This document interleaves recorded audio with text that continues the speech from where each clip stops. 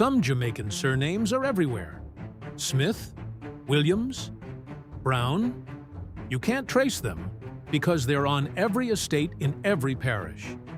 And then there are the other ones. Afflick, Pinnock, Peart, Goodgame, Farquharson. Names so tightly clustered that if you carry one, the 1817 registers can put your family in a single parish, and in some cases, on a single stretch of road. You gave me most of these in the comments. I went and looked for every single one. Now, before we start, somebody's going to say it, so let's deal with it. My family isn't from there. My grandmother moved. We're spread all over the island. You're right.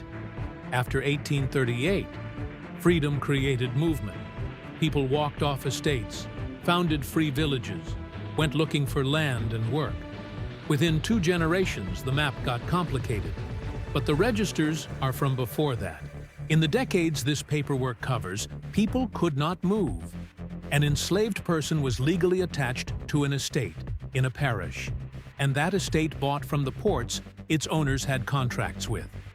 So this isn't about where your family lives now.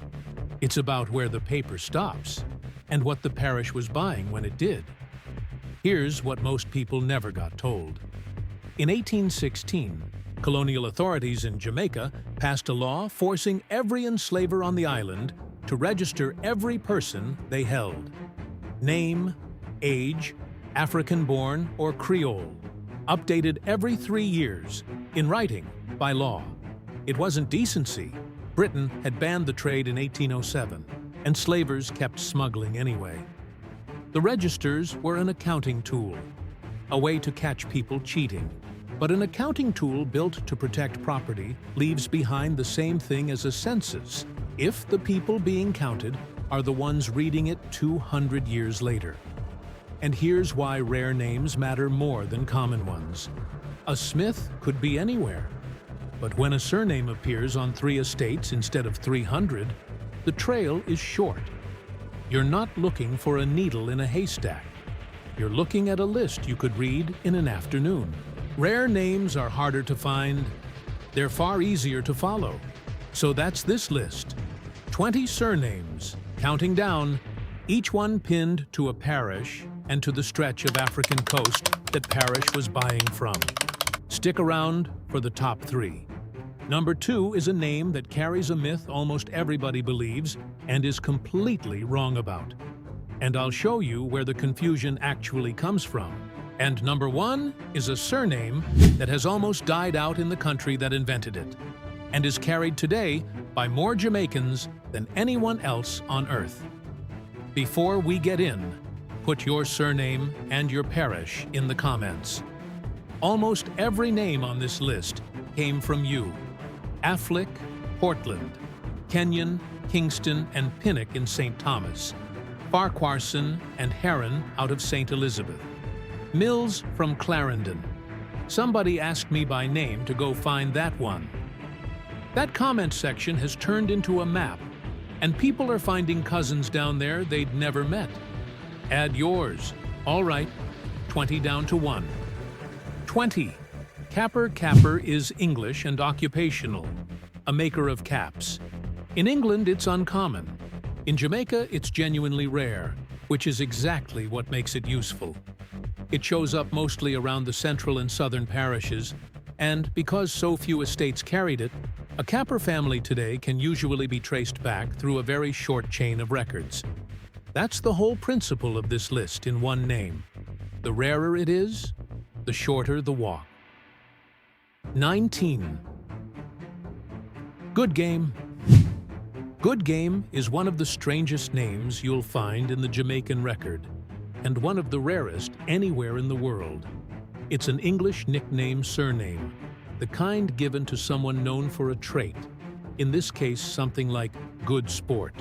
Odds, it barely exists in England today.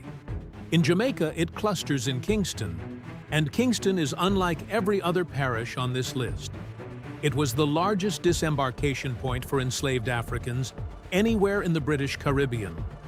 Ships came in from the Gold Coast, from Bonny and Old Calabar, from Loango and the Congo River and unloaded at those wharves. Kingston didn't specialize. It received everything. A Goodgame family out of the capital is sitting on top of every corridor at once. 18. Harrow is English and topographic, from a heathen temple site, believe it or not, or from the Tool. Either way, it's scarce. In Jamaica, it turns up in small numbers in the Central Belt, and again, that scarcity is the asset. If you're a Harrow, the odds are extremely high that every other Jamaican Harrow you meet is a relative within a handful of generations. Common names hide you. Rare names hand you a family. 17. Kenyon comes out of Lancashire in the northwest of England. A place name, a township near Warrington. It's not a planter dynasty name. It's the name of a working English family that ended up on a Caribbean island. And in Jamaica, it sits mainly around Kingston and the adjoining edge of St. Andrew, which puts Kenyon families in the same position as Goodgame, at the port where everything landed and where enslaved people were sold onward into urban trades rather than field work. Carpenters, coopers, dock workers, seamstresses. The registers for Kingston read differently from the rest of the island. Fewer gangs, more skills. 16. Heron is a border name, Northumberland and the Scottish frontier, from the bird, or from an old French nickname. In Jamaica, it concentrates in St. Elizabeth, in the deep south of the island, and St. Elizabeth is one of the most consistent parishes in the entire archive. Its estates bought overwhelmingly through the Gold Coast forts, Ashanti and Fante country, modern Ghana, and on the northern edge of that parish sits Akompong, a Maroon town founded by people who escaped in the earliest decades of British rule, named for the brother of Cudjoe, who forced the British into a treaty in 1739 because they could not win. Akompong is still there. It still holds a degree of self-government. Every January the 6th, it still marks that treaty. Same parish, same ancestry, one side on the estates, one side in the hills. 15. Binns is Yorkshire English, from a place name in the north. In Jamaica, it clusters in St. Catherine, and St. Catherine matters more than most people realize because it holds Spanish Town, the capital of Jamaica, until 1872. That's where the registers were physically filed. The clerks, the record offices, the colonial secretary. The paper trail for the entire island ran through this parish. St. Catherine also absorbed 3 parishes that no longer exist: St. Dorothy, St. John, and St. Thomas in the Vale. If your family's trail vanishes in an old document with a parish name you can't find on a map, that's usually why. The estates on that central plain bought heavily through the Gold Coast early, then shifted toward West Central Africa, Congo and Mbundu people, as the 18th century wore on. 14. Burrell is Norman English, from a word for coarse cloth, originally a maker or seller of it. Somebody commented that their mother was a Burrell out of St. Catherine, and that's exactly where the name sits. Same parish, same layered corridor as Binns. But Burrell has one extra thing going for it. It's uncommon enough in Jamaica that the estate registers for St. Catherine are a realistic place to actually find your people by name. That's not true of most surnames. It is true of this one. 13. Carroll is Irish, from O'Cairbail, one of the oldest Gaelic families in Ireland. The Irish presence in Jamaica is smaller than the Scottish one, and much less talked about, but it's real. Some arrived as indentured laborers, some as overseers, some as planters. In Jamaica, Carroll concentrates in Manchester, and Manchester is the youngest parish on the island. It didn't exist until 1814, carved out of Clarendon, St. Elizabeth, and Vere, just 3 years before the registers began. That makes it the only parish whose entire recorded history sits inside the era of registration. High country. Coffee and pimento, not sugar. Smaller properties, which bought people already on the island, rather than direct from ships. So Manchester's African ancestry is largely inherited from Clarendon and St. Elizabeth, predominantly Gold Coast, arriving second-hand. 12. Peart is one of the most distinctly Jamaican-feeling names on this list, and it's another Manchester name. It comes from the north of England, Cumberland and Westmoreland, from an old word meaning lively or spirited. Today, there are more Pearts in Jamaica and the Jamaican diaspora than in the region of England the name came from. That's a pattern you're going to see again before the end of this video, and it's one of the strangest things about Jamaican surnames. Some of them didn't just travel. They relocated permanently and left the original behind. 11. Duncan is Scottish, from Donchad, a name carried by kings. In Jamaica, it sits across Manchester and St. Elizabeth, the southern uplands, and it arrived the way Campbell and Grant and Sinclair did, on the back of the Scottish flood into the sugar economy. By the late 1700s, roughly a third of white men on the island were estimated to be Scots, which is why so much of Jamaica's surname map looks like a map of Scotland. Not because of migration in the ordinary sense, because of who was running the estates and whose name got written in the ledger. 10. Barnes is English and topographic. Someone who lived by the barns. Somebody commented Barnes out of St. Elizabeth, and that's the cluster.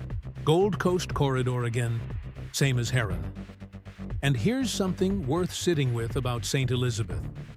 It's dry, it's agricultural, and it produced one of the most self-sufficient populations on the island. The parish is still known for it. That's not an accident of climate. It's what happens when the people working the land come from farming societies in West Africa and bring the knowledge with them. 9. Lambert. Lambert is Germanic, by way of Norman French. Bright land. A commenter gave me Lambert out of Portland, with a Robertson on the mother's side. And Portland is one of the most distinctive parishes in the whole archive. It's wet, mountainous, hard to reach. Its estates were smaller, and it never bought in the bulk the western sugar parishes did. What Portland's registers show instead is a notably high share from the Bight of Benin, Yoruba and Fan country, modern Benin and southwestern Nigeria. That corridor left fingerprints all over Jamaican folk religion, drumming and spiritual practice that are still visible today. 8. Mills was requested by name. Please research Mills from Clarendon. So, Mills is English and occupational, from living or working at the mill, ordinary as bread. Clarendon is the central plain, and it operated at a scale most parishes never approached. Some of the largest single estates in Jamaica were here. Big properties meant bulk purchasing, and bulk purchasing means the shipping records are unusually clear. Clarendon families are traceable through some of the best documented purchase patterns in the whole Jamaican archive. Gold Coast Akan captives dominating the early decades, then a rising share of West Central Africans as demand outgrew what the Gold Coast could supply. Clarendon also absorbed Vere, an abolished parish on the southern coast that appears constantly in older documents and on no modern map at all. If you're a Mills and the trail stops, look for Vere. 7. Dallas is Scottish, from a place in Moray in the northeast. And in Jamaica, it left a mark you can see from space. Dallas Mountain, in the hills above Kingston in St. Andrew, is named for this family. But that's not the interesting part. A member of this family, Robert Charles Dallas, wrote The History of the Maroons, published in 1803, one of the earliest full accounts of the Maroon Wars ever written. and still one of the primary sources historians work from today.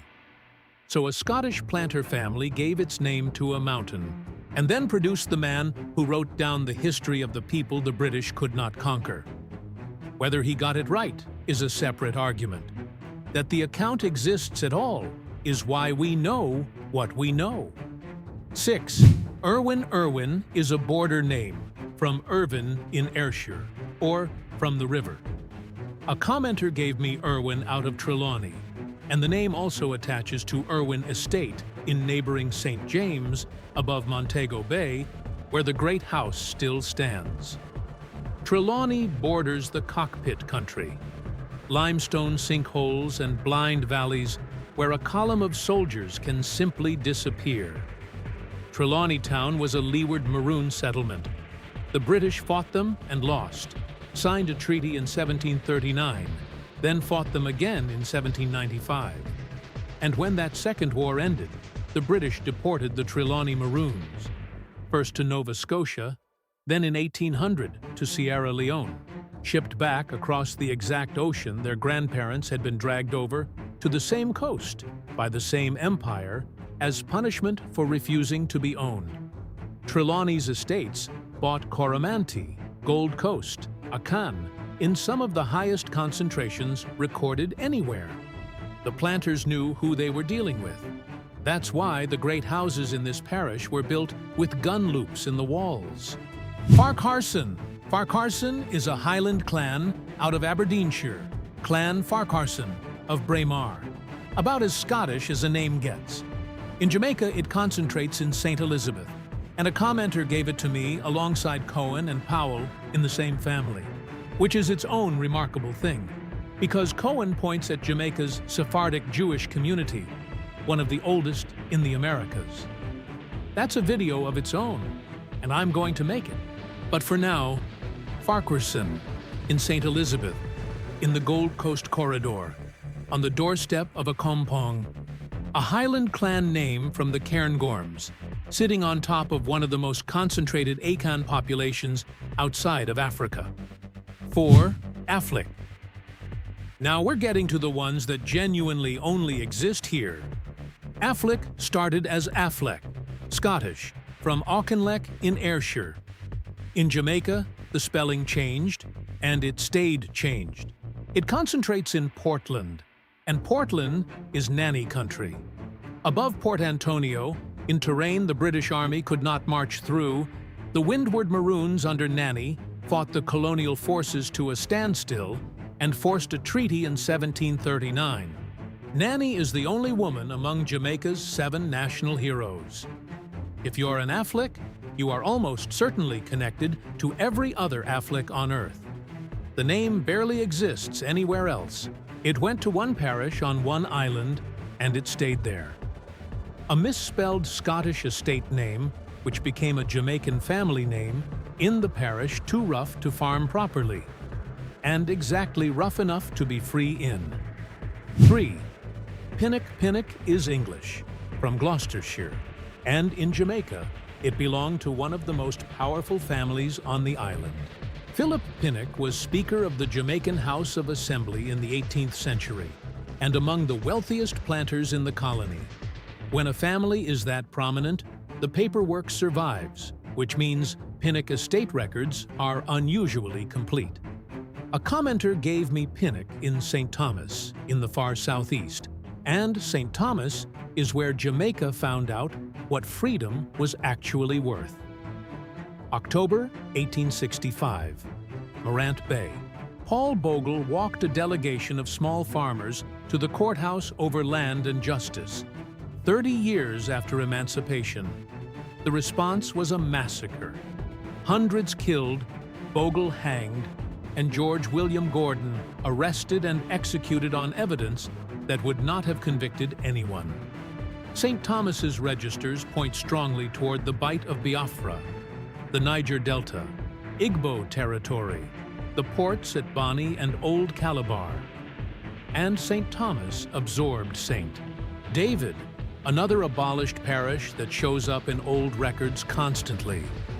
A speaker's family name on the parish that refused to accept that freedom on paper was enough. 2. Lynch number 2. And here's the myth.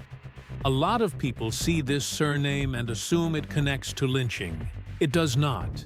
That word comes from Charles Lynch, a Virginia planter in the 1780s, and it entered the language in North America. It has nothing to do with the Jamaican name or the Irish family behind it. Lynch is Irish, O Loingsai, one of the 14 tribes of Galway, and it's also Norman English in some lines. In Jamaica, it carries a very specific weight. Sir Thomas Lynch served 3 separate terms as governor of Jamaica in the second half of the 17th century, in the era of Henry Morgan and the transition from piracy to plantation. He was one of the men who built the legal architecture of the colony. A commenter gave me Lynch out of St. Anne, the North Coast, the parish that produced Marcus Garvey and Bob Marley. Its registers show the layered North Coast pattern, early Gold Coast Akan captives, then a heavier later wave through the Bight of Biafra as the sugar frontier expanded. The name of a governor on the parish that produced the 2 loudest voices Jamaica ever sent into the world. And number 1, Holness comes from Old English and Old Norse roots. Holm and Ness, an island headland, a place name out of the south of England. Here's the thing, it has nearly died out in England. Go looking for Holness in the country that invented the name, and you'll find scattered handfuls. Go looking in Jamaica, and you'll find it everywhere. In St. Elizabeth and Manchester especially. In the southern uplands, in the Gold Coast corridor. It's carried today by tens of thousands of Jamaicans and by the man who currently leads the country. That's what makes it the right name to end on. Because it means the transfer was total. The name didn't spread from England to Jamaica. It moved. It left the place that made it, crossed an ocean inside a ledger, attached itself to people who had not chosen it, and then those people carried it forward until it belonged to them more than it ever belonged to anyone else. There are Jamaican families today who are the last people on earth keeping certain English names alive. Think about that arrangement for a second. That's the thing nobody tells you about these records. Every line was written by someone who thought they were doing bookkeeping. Not one word of it was meant for us. And it's the only reason any of this is recoverable.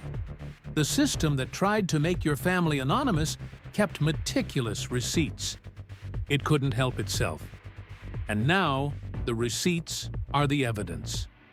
If your name came up, put it in the comments with your parish and your district. Almost this entire video came out of that comment section, and the next one will too. The rarer your name, the better your odds. A Smith has 300 estates to search. An Afflick has 3. Your surname has been trying to tell you something your whole life. It's about time somebody read it back to you.